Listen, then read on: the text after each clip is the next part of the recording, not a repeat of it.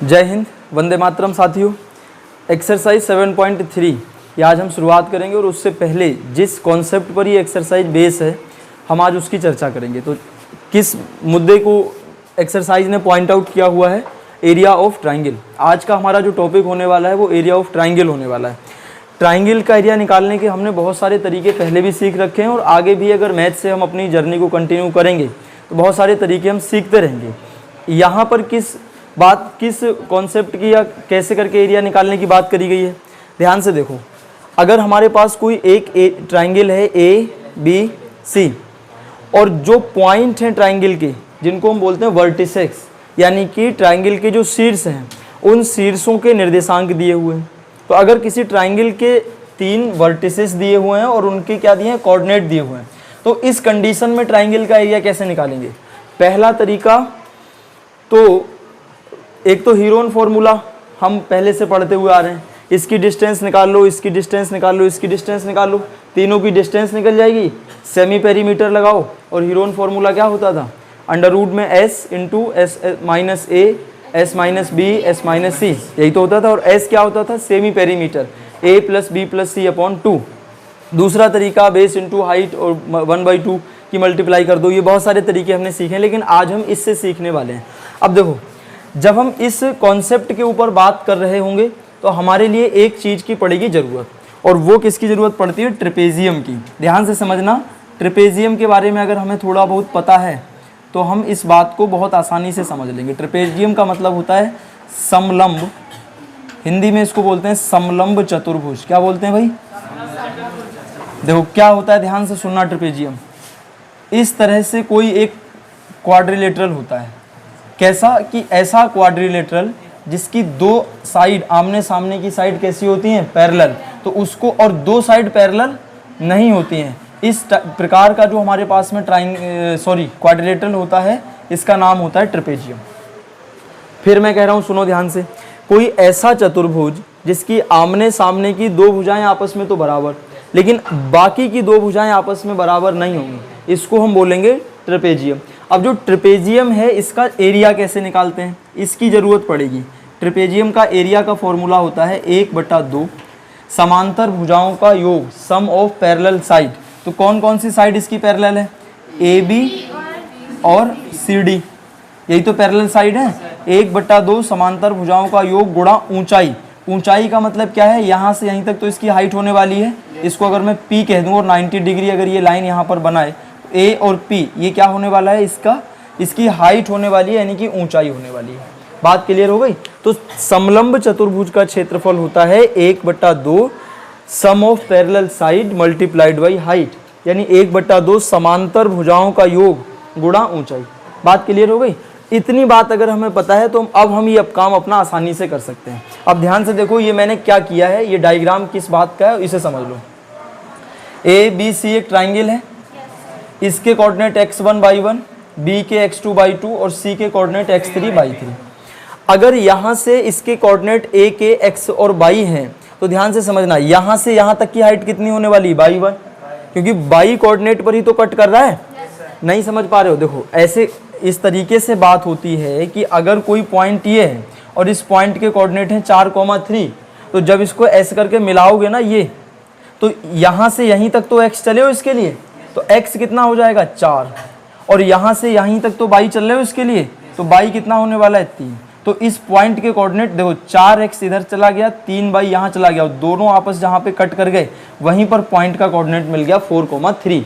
आ रही है बात पकड़ में? इसी तरह इस पॉइंट के कोऑर्डिनेट अगर x1, y1 है तो कहने का मतलब है x1, y1 कब बना होगा? जब इतना तो x1 चले होगे और इतना y1 चले होगे। चले होगे नहीं चले होगे? तो यहाँ से यहाँ तक y1 और यहाँ से यहाँ तक देखो ये x1 हो गया। बात क्लियर? x2/2 b के कोऑर्डिनेट है, तो मतलब यहाँ से यहाँ तक तो y अक्ष पे कितना चले होगे? y2, और x पे कितना चले होगे? x2। इसके x3/3 है, तो y अक्ष पे कितना चल रहे हो? y3, और x अक्ष पे कितना चल रहे हो? देखो x अक्ष यहीं तक तो चल रहे हो। इस पॉइंट पर पहुंचने के लिए x इतना चलना पड़ा, तो इतना चलना पड़ा मतलब x कितना हो गया? x3, और y हो गया y3। यहाँ तक कोई दिक्कत वाली बात किसी को नहीं? अब सुनना ध्यान से, देखो मैं क्या कहना चाह रहा हूँ। हमें क्या निकालना है? जो हमें निकालना है area of triangle A B C. A B C का एरिया तो निकालना। देखो ए बी सी का एरिया कैसे कैसे बनेगा, ए बी क्यू पी, दिख रहा है नहीं दिख रहा होगा, मैं इसमें कोई और ऐसे डार्क कर दूं इसे तब समझ में आएगा। देखो मैं क्या कहना चाह रहा हूं, इसको पकड़ के चलना थोड़ी देर, ये दिखा, अब तो दिखा होगा कौन सा हुआ, ए बी क्यू पी। ये एक क्वाड्रिलेटरल है कि नहीं है, ये एक क्वाड्रिलेटरल है। और कौन सा क्वाड्रिलेटरल है, ट्रेपेजियम, ट्रेपेजियम है ये। हम देखो ट्रेपेजियम में ऐसे समझो, अगर मैं इसको पकड़ूं और ऐसे करके अगर मैं इसे लिटा दूं तो ये वाली जो साइड ऐसे घूम जाएगी और ये पहुंच गई, ये वाली साइड देखो यहां पर आ जाएगी ये वाली, और ये वाली साइड ऐसे खड़ी हो जाएगी। और ये जो देख रहे हो ना तिरछी भुजा अगर इसमें नहीं भी आ रही है तो कोई दिक्कत नहीं, हमें हाइट चाहिए ना एरिया निकालने के लिए, तो हमारे लिए हाइट का काम तो ये कर ही रहा है। बात पकड़ में आ रही है। एक ट्रेपेजियम हमको मिला है ए बी क्यू पी, मिल गया। दूसरा ट्रेपेजियम ध्यान से देखो भाई कौन सा बन रहा है, ए पी आर सी, बन रहा है नहीं बन रहा है। दूसरा ट्रेपेजियम देखो कौन सा बन रहा है, मैं ऐसे करके इसको दिखा रहा हूं, ये बन रहा है नहीं बन रहा है, सबको दिखाई दिया, ए पी आर सी। अब इसमें हाइट का काम कौन कर रहा है, ये बात क्लियर हो गई।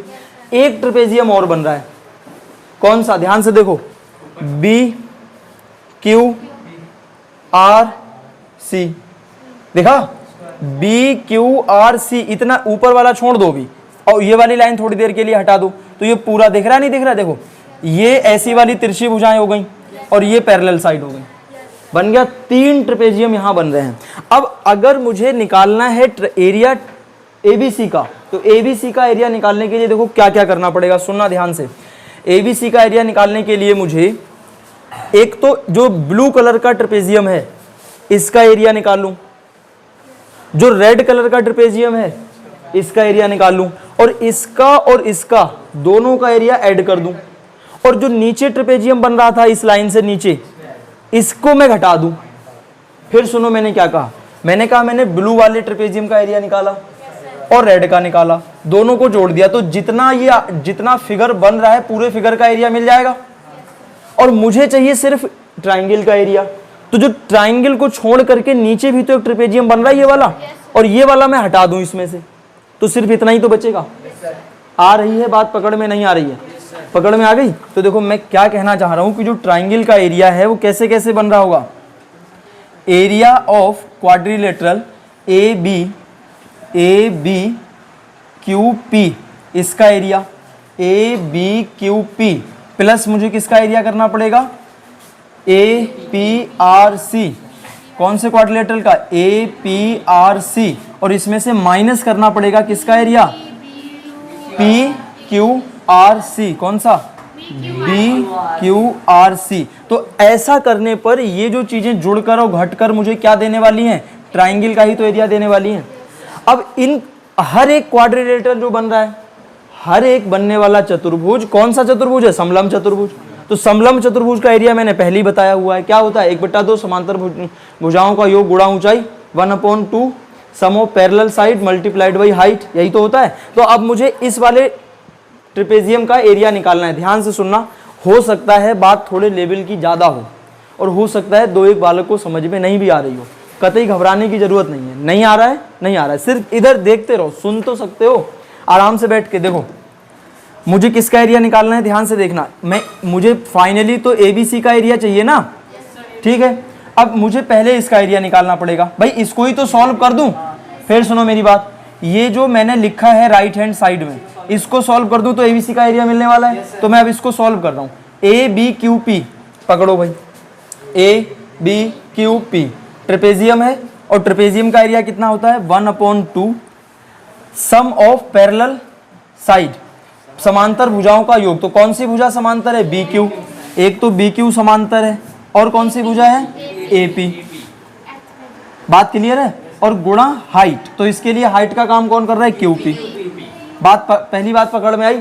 अब मुझे क्या करना है, दूसरे ट्रेपेजियम का एरिया लिखना है। दूसरा trapezium A P R C कहां पर है, A P R C, formula वही 1/2 सम ऑफ पैरेलल साइड, तो एक पैरेलल साइड तो ये है और एक पैरेलल साइड कौन सी है, CR, और हाइट इसकी कौन सी है, PR। कोई दिक्कत वाली बात किसी को नहीं। तीसरी पैरेलल साइड, अब तीसरा ट्रेपेजियम पकड़ो।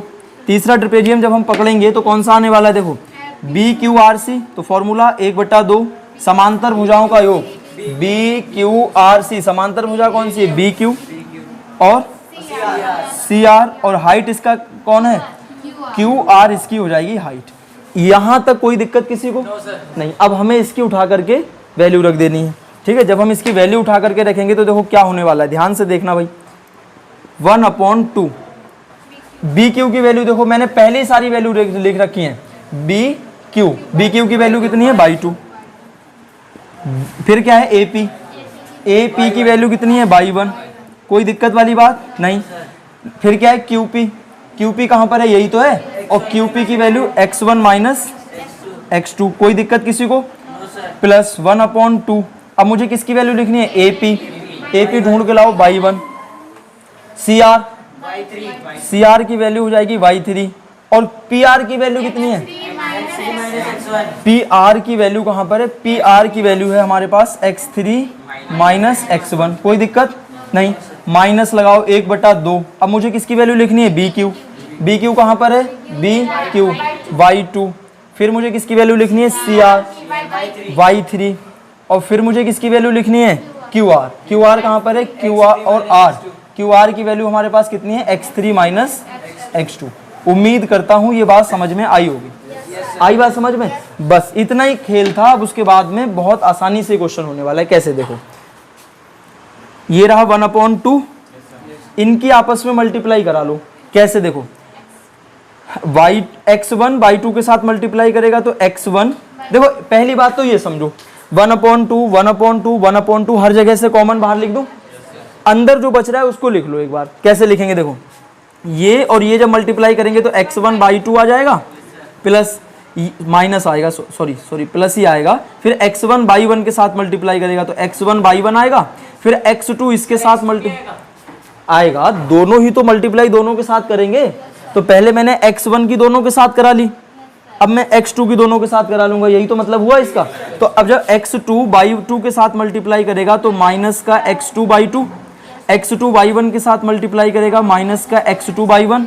कोई बुराई वाली बात नहीं। 1/2 तो बाहर जा चुका है। अब फिर x3 y1 के साथ मल्टीप्लाई करेगा तो कितना आने वाला है, x3 y1, और x3 इसके साथ मल्टीप्लाई करेगा तो x3 y3, x1 y1 के साथ मल्टीप्लाई करेगा माइनस x1 y1, ये इसके साथ मल्टीप्लाई करेगा x1 y3। कोई दिक्कत नहीं, प्लस लगाओ, माइनस लगेगा। अब देखो फिर वही बात, जहां माइनस आए वहां घोड़े की तरह कान बदलना शुरू कर दो। ये 1/2 तो चला गया बाहर, और बीच में क्या फंस रहा है, माइनस। ये लगाया मैंने माइनस, और अब मैं लगाऊंगा ब्रैकेट, क्योंकि यही गलतियों के चांस बनते हैं। क्यों बन रहे हैं मुझे दिख रहा है। अगर मैं माइनस नहीं लगाऊंगा तो जल्दीबाजी में पता क्या होगा, पहले 2 स्टेप को भी तुम माइनस कर जाओगे, और लास्ट के 2 तो माइनस है ही है। तो यहां से पूरे क्वेश्चन की व्यवस्था खराब हो जाएगी। जितनी मेहनत अब तक करी है वो 1 सेकेंड नहीं लगेगा, सब पानी पानी हो जाएगी। समझ पा रहे हो बात नहीं। तो मैंने लगाया पहले ये वाला माइनस, अब मैं करूंगा मल्टीप्लाई। ये इसके साथ मल्टीप्लाई करेगा तो x3 y2, ये इसके साथ मल्टीप्लाई करेगा तो x3 y3, और ये इसके साथ मल्टीप्लाई करेगा माइनस का x2 y2, और ये इसके साथ करेगा माइनस x2 y3। बात क्लियर है नहीं। अब ध्यान से देखना, मैं यहीं पर एक काम कर दे रहा हूं। क्या काम कर दे रहा हूं, देखो सुनना ध्यान से। ये वाला माइनस है, अंदर मल्टीप्लाई करेगा तो जितनी माइनस की चीजें हैं वो तो प्लस हो जाएंगी, और प्लस की है माइनस। करवा दूं यहीं पर एक लाइन, और इसलिए नहीं लिख रहा हूं आगे जगह कम है, पूरी बात आ नहीं पाएगी। कर दूं यहीं पर क्या, देखो मैं क्या करना चाह रहा हूं। जब ये माइनस मल्टीप्लाई करेगा तो ये तो नंबर हो जाएगा माइनस का, और ये पहले प्लस था अब माइनस, ये पहले माइनस था प्लस, ये पहले माइनस था प्लस। अब सुनना भाई ध्यान से, होने वाला है क्या, देखो x2 by2 माइनस का है। यहाँ बहुत सारी चीजें कटने वाली हैं। देखो कौन कौन कटेगा, x1 by1 plus x1 by1 खत्म हो गया।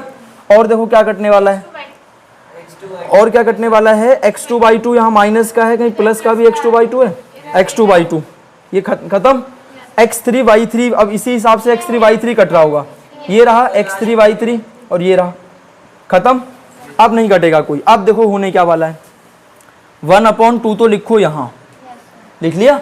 अब मैं क्या कर रहा हूँ, x1 कॉमन ले रहा हूँ, ये रहा x1 मैंने कॉमन ले लिया। अब x1 का एक दूसरा स्टेप ढूंढना है हमें, कहाँ मिलेगा, एक x1 का स्टेप तो ये है, और एक x1 का स्टेप ढूंढो कहाँ पर आएगा, ये आ रहा है x1, इन दोनों में से x1 मैंने कॉमन ले लिया।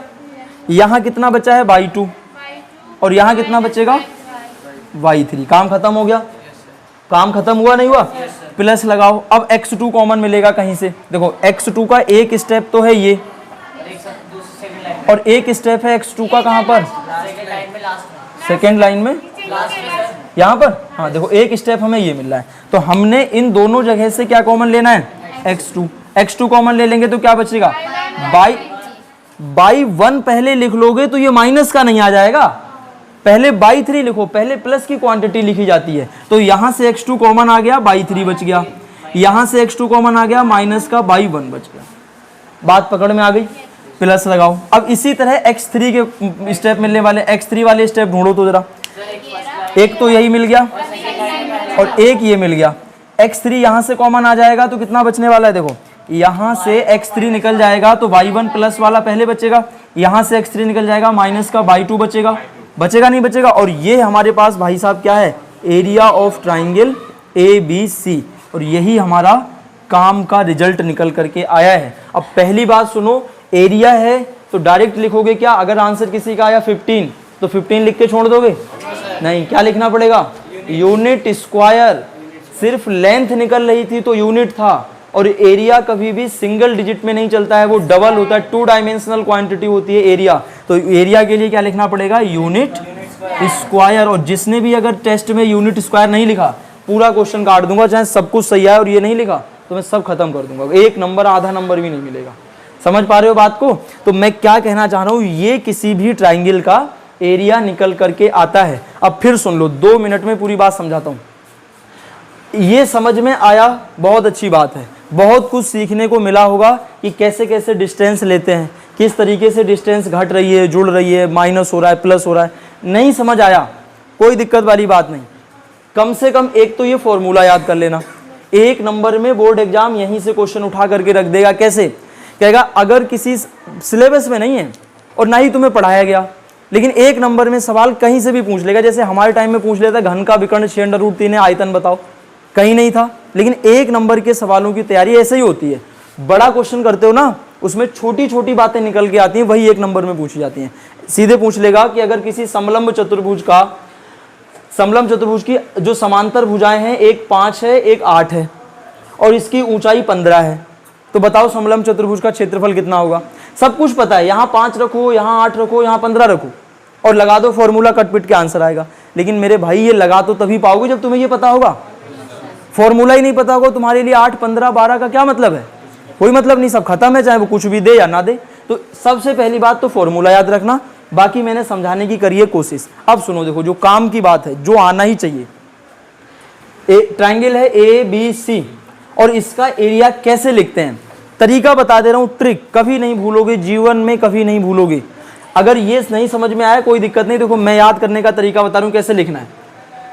सबसे पहले तो लिखो 1/2, लिख लिया। पहला लिखो, पहले शुरुआत कौन करता है, 1 ही तो शुरुआत करता है। ये हमने लिख लिया x1, लिख लिया। अब जब x1 आ गया तो x2 वाला नहीं आएगा, x के साथ y लिखा जाएगा। और कौन से वाले y लिखे जाएंगे, देखो x1 ये आ गया तो x1 के आगे बढ़ो, y2 आएगा ना, तो y2 माइनस y3, खत्म। फिर लिखो x2 वाला स्टेप, x2 लिख दिया। अब यहीं से शुरू होगा, y3 से खत्म हुई थी बात, तो यहाँ लिखो y3, और y3 के आगे कौन आ रहा होगा, y1, x1, y1, y1, y2, y3, तो ये तो y2, y3 हो गए। अब y3 के बाद कहाँ हुए, ऐसे तो घूम करके आओगे, y3 माइनस y1, 2 काम हो गए। तीसरा तरीका लिखो x3 का, अब शुरुआत यहीं से होगी, y1 से लिखना है, और बच कौन गया होगा, y2, और यही हमारे ट्राइंगल का एरिया होता है। समझ पा रहे हो बात नहीं, यही ट्राइंगल का एरिया होता है। अब सुनना ध्यान से, मैं क्या कहना चाह रहा हूँ, x1, x2, x3 by 2 by 3 by 3 by 1 by 2। और क्या इसी तरह का क्वेश्चन या इसी तरीके का फॉर्मूला हमने क्रॉस मल्टीप्लाई में पढ़ा था? मैंने वहां एक बात सिखाई थी क्रॉस मल्टीप्लाई में कि जहां से फॉर्मूला शुरू होता है लास्ट में वहीं पे खत्म होगा। कहां से शुरू हुआ था? बाई 2 से। कहां खत्म हो गया?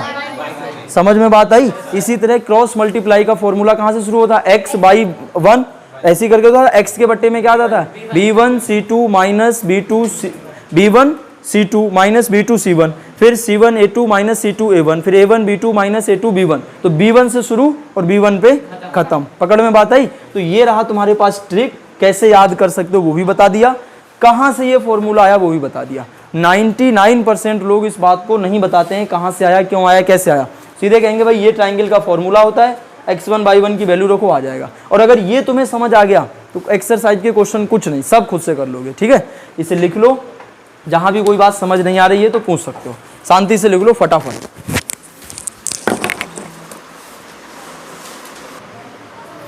देखो भाई ये फॉर्मूला हो गया हमारा दी एंड। ठीक है, इस बात को रखेंगे याद, मैं इसे साफ कर रहा हूं। अब इस चीज को करने से पहले जो एक्सरसाइज के क्वेश्चन आएंगे वहां से 2 पॉइंट समझ लो। देखो छोटे छोटे 2 पॉइंट में बताने की कोशिश कर रहा हूं और यहां से क्वेश्चन आएगा ही आएगा। देखो नोट डाल के लिखना इसको। पहला पॉइंट ध्यान से देखना, मैं ये कहना चाह रहा हूं कि if A B and C are collinear points. समझ पाए इस बात का मतलब? ए बी सी कैसे बिंदु हैं? संरेख बिंदु। कैसे बिंदु हैं? संरेख बिंदु का मतलब समझते हो? संरेख बिंदु का मतलब होता है कि एक ही लाइन है, उसी लाइन पर ए है, उसी लाइन पर बी है, उसी लाइन पर सी है। तो सुनना ध्यान से, देखो अगर A B C collinear points हैं, एक ही लाइन पर है, तो क्या ये कोई ट्राइंगल बना रहे हैं? No, और अगर ये कोई ट्राइंगल बना ही नहीं रहे हैं तो इनसे जो ट्राइंगल बन रहा होगा उस ट्राइंगल का एरिया कितना होना चाहिए? 0 होना चाहिए। मोस्ट इंपॉर्टेंट पॉइंट है, ये ध्यान रखना इस बात का। क्या रखना है कि अगर A B C collinear point हैं, संरेख बिंदु हैं, तो त्रिभुज का क्षेत्रफल 0 होगा। अब पेपर में सवाल कैसे आएगा ये सुनो, ऐसे क्वेश्चन आएगा, कहेगा ए के निर्देशांक देगा 2,4, बी के देगा 5,6, कुछ भी देगा, इसके देगा -2, -3 और कहेगा सिद्ध करो, prove that A B C are collinear point. तो हमें क्या करना पड़ेगा? सबसे पहले ए बी सी से जो ट्राइंगल बन रहा होगा उसका एरिया निकाल दो। और सिंपल सी बात है, अगर भैया एरिया ये तीनों पॉइंट्स आपस में कोलिनियर हैं तो इनसे बनने वाले ट्राइंगल का एरिया कितना होना चाहिए? खत्म। नहीं समझ में आई मेरी बात? मैं ये कहना चाह रहा हूं कि अगर पॉइंट कोलिनियर हैं तो उनसे बनने वाले ट्राइंगल का एरिया 100% 0 होगा। तुम्हें 3 पॉइंट देगा और कहेगा सिद्ध करो ये तीनों पॉइंट कोलिनियर हैं। तो अगर तीनों पॉइंट कोलिनियर हैं तो मतलब इनसे जो भी ट्राइंगल बन रहा होगा उसका एरिया तो 0 ही होना चाहिए। तो हम एरिया निकाल लेंगे और एरिया अगर हमारा 0 आ गया तो इस बात का मतलब है पॉइंट्स कैसे हो गए हमारे? कोलिनियर। पहली बात समझ में आई। एक पॉइंट देखो मैं और समझा दूं, शायद तुम्हारी बुक में है नहीं है मुझे आइडिया नहीं है, लेकिन हाँ ये इसका यूज होता है। देखो कौन सा पॉइंट है, ध्यान से समझना। Point number 2, if area already given, अगर एरिया पहले से दिया हुआ होगा then we take positive and negative both sign. क्या हुआ इस बात का मतलब? अगर किसी ट्राइंगल का एरिया पहले से गिवन है, जैसे क्वेश्चन ने हमसे कहा ए बी सी का एरिया 15 स्क्वायर यूनिट है, 15 यूनिट स्क्वायर है, तो उसने हमसे क्या कहा? उसने कहा एरिया 15 है, तो हम जब भी सॉल्व करेंगे तो +15 भी लेंगे -15 भी लेंगे। ये इस बात का मतलब है। समझ में बात आई? दूसरी तीसरा पॉइंट समझो। तीसरा पॉइंट ये समझना है कि एरिया ऑफ ट्राइंगल, ध्यान से देखना भाई, एरिया ऑफ ट्राइंगल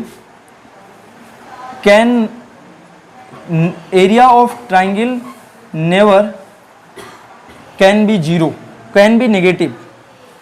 ध्यान से देखो क्या हुआ इस बात का मतलब, कभी भी ट्राइंगल का एरिया नेगेटिव नहीं होता है। जैसे मैं क्या कहना चाह रहा हूं, हमने फॉर्मूला लगाया ये वाला, सॉल्व करना स्टार्ट कर दिया और सॉल्व करते करते हमारे पास एरिया -15 आ गया। अब आया तो माइनस, तो मतलब और एरिया नेगेटिव में होता नहीं है, तो हमें क्या करना है, सुन लो ध्यान से, ये छोटी छोटी बातें टेस्ट में फिर कतई जीरो रहते हो इसी वजह से, ये सुनते नहीं हो बात। एरिया नेगेटिव आया तो मुझे क्या करना है, अगली लाइन लिखनी है ट्राइंगल, इसका मतलब होता है एरिया ऑफ ट्राइंगल। क्या होता है, इक्वल लगाया और ये साइन लगा दिया, दो डंडे, इन दो डंडों को क्या बोलते हैं पता है किसी को, नहीं पता है? इन डंडों का देखो सिंपल सी बात है, ये जो डंडे हैं इन डंडों का नाम होता है मोड। क्या होता है इनका नाम, फुल फॉर्म होती है इसकी मॉडुलस। क्या होती है इसकी, हिंदी में मॉडुलस को बोलते हैं मापांक। क्या बोलते हैं, मापांक। क्या हुआ इस बात का मतलब सुन लो, अगर कभी ट्राइंगल का एरिया माइनस में आया तो मैं मॉड के अंदर रख दूंगा वैल्यू, और मॉड का यूज पता कितना होता है, इस मॉड का ये मतलब मॉड जो है ना कसम खाए हुए व्यक्ति है कि मैं किसी माइनस को जिंदा नहीं छोड़ सकता। तो जैसे ही तुमने माइनस इसके अंदर रखा, ये कहेगा नंबर तो अपना ले जाओ वापस और माइनस मेरे पास छोड़ दो, मैं देखता हूँ माइनस कहाँ तक जाएगा, और ये खा पी के हजम करके फिर आगे बढ़ेगा कि कोई और माइनस वाला है तो बताओ। समझ पाए मेरी बात, नहीं समझ पाए? तो जो मॉड है, मॉड का सिर्फ इतना सा ही यूज है कि मॉड हमेशा माइनस को खत्म कर देगा। क्या करेगा मॉड, मॉड हमेशा माइनस को खत्म करेगा। फिर सुन लो मैं क्या कहना चाह रहा हूँ, सुनो ध्यान से। मैं ये कहना चाह रहा हूँ अगर ट्राइंगल का एरिया आया -18 स्क्वायर यूनिट, ये एरिया निकल करके आया, तो हमें क्या करना है, एरिया लिखो और मॉड लगा दो, और मॉड के बाहर बस सीधे सीधे 18 लिख दो और स्क्वायर यूनिट लिख दो, आंसर आ जाएगा, खत्म। तीन बातें मैंने बताई हैं। पहली बात, अगर किसी ट्राइंगल का एरिया 0 है तो इस बात का मतलब है वो पॉइंट आपस में कोलिनियर है, या दूसरे तरीके से ऐसे कह सकते हो कि अगर तीनों पॉइंट आपस में कोलिनियर हैं तो उनसे बनने वाले ट्राइंगल का एरिया हमेशा 0 होगा। दूसरी बात मैंने ये बताई कि अगर किसी ट्राइंगल का एरिया पहले से दिया हुआ है तो हम जब भी एरिया का यूज करेंगे तो प्लस और माइनस दोनों साइन के साथ करेंगे। तीसरी बात मैंने ये बताई कि अगर किसी ट्राइंगल का एरिया नेगेटिव में है तो मॉड लगा करके उसे पॉजिटिव बना लिया जाता है, और ऐसा करना ही करना पड़ेगा क्योंकि एरिया, डिस्टेंस, लेंथ, स्पीड ये कभी भी नेगेटिव नहीं हो सकती हैं। किसी की एज याद है, रहमान की एज निकालते थे तो जैकब की एज निकालते थे, और जहां माइनस आता था वहां के क्या कह देते थे, इम्पॉसिबल, कि किसी की उम्र कभी माइनस में नहीं हो सकती। समझ पा रहे हो इतनी बात? नहीं, बेसिकली ऐसे समझ लो कि स्केलर क्वांटिटी माइनस में बहुत ही कम यूज होती है, नहीं होती है। ये हमारे आज का मेन बात थी, तो इसको देख लो, उसके बाद एक आध क्वेश्चन बताने की कोशिश करता हूँ। देखो देता हूँ पहले तो, ठीक है। आज की क्लास में हमने कुछ बेसिक कॉन्सेप्ट जानने की करी कोशिश, ट्राइंगल का एरिया और एरिया से रिलेटेड 2-3 बातें प्रूफ भी करके दिखा दिया। तो अगर समझ नहीं आया होगा तो एक बार फिर से देख लेना, बुक में भी इसका प्रूफ दिया है, वहाँ से भी सीख लेना, नहीं आएगा तो वीडियो देख लेना। और एक्सरसाइज में जो क्वेश्चन है वो बिल्कुल बहुत ही आसान है, वैल्यू रखना और आंसर आ जाएगा। तो आज की क्लास यहीं बंद करते हैं, तब तक के लिए सबको धन्यवाद। जय हिंद, वंदे मातरम।